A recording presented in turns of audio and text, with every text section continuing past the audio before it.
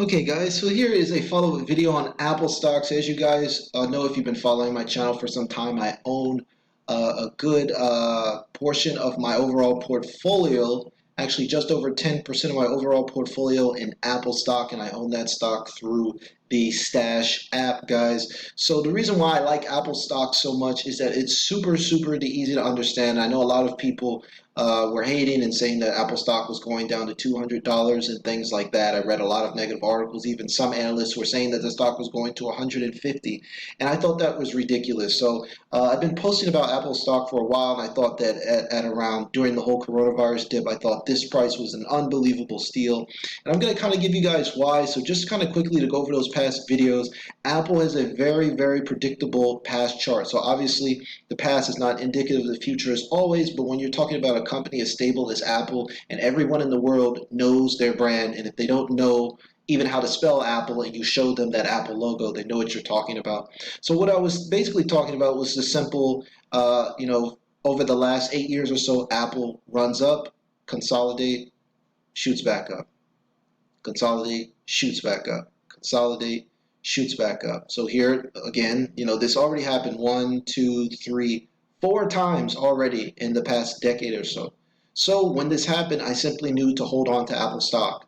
And here we go, shoot up again. So, this has just been basically a predictable pattern for Apple ever since the financial collapse of 2008. And it's one of the reasons why I like to hold this stock just indefinitely. I think Apple is a stock that you hold, and if it gets cheaper, you buy on dips. But it's not something that you're thinking about, oh, the sky is falling, because Apple is Apple, guys. So one of the reasons why I know that Apple is going to do well for me and basically anyone that owns it is something called trailing returns. So I talk about this a lot on my channel, and this information really helps conceptualize things, because with all the talk about the economy and things like that, at the end of the day, numbers don't lie. So if you take a look here, basically trailing returns is another way to say compounded annual growth rates. And as you can see, over the last 15 years, Apple's basically returning you 30% a year. So that is just such a consistent number, I think, from a tech company that everyone's really familiar with. And if we take a look here, the company has hit all-time highs. So they're doing a couple of things. They're actually using a vertical integration model, getting rid of Intel chips and using their own chips, which will boost profit margins, and now they're launching the iPhone 12. So they already launched a cheap phone, which I kind of consider a huge threat towards the Android market, because that cheap iPhone SE was like under 400 bucks, and I think a lot of people wouldn't think about spending $800, $1,000 for an iPhone. But now that they came up with that cheaper iPhone, that's going to bring a lot of people into their services market.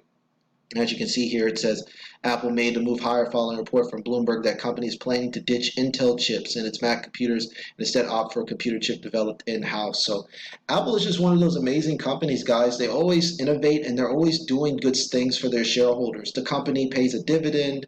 They're doing share buybacks. They're always doing things for shareholders. So I wouldn't worry about this stock. And congrats to you guys that held on. You bought during the coronavirus dip. You're way up. So if we look at an all-time chart here of Apple stock, we can see that Apple stock has returned investors 73,000% since IPO. So anytime you're dealing with something like that, this is basically something that I would like to buy, and buy on dips and hold. This isn't a stock I'm trading in and out of. I just don't see the point. It's Apple stock. You don't really sell it. You just buy it on dips, and you continue to get as many shares.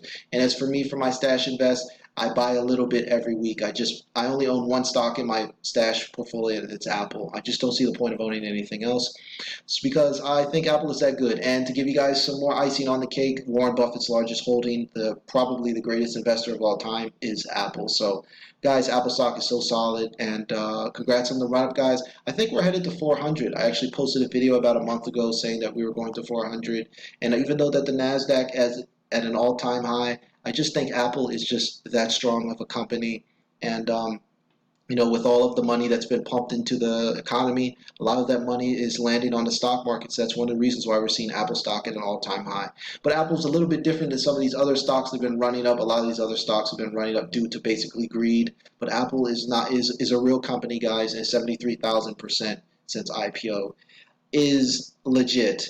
So I hope you enjoyed this video, guys. If you guys are looking for if you're a complete beginner in the stock market and you're looking for something to hold on to a long term without exposing yourself to a lot of risk, I think Apple is a wonderful choice. So I hope you enjoyed this video, guys. Please smash the thumbs up button. If you enjoyed my content, subscribe to my channel by hitting that red button to get more updates. I cover stocks like Apple and other tech stocks that can make you money. So until next time, guys, take care.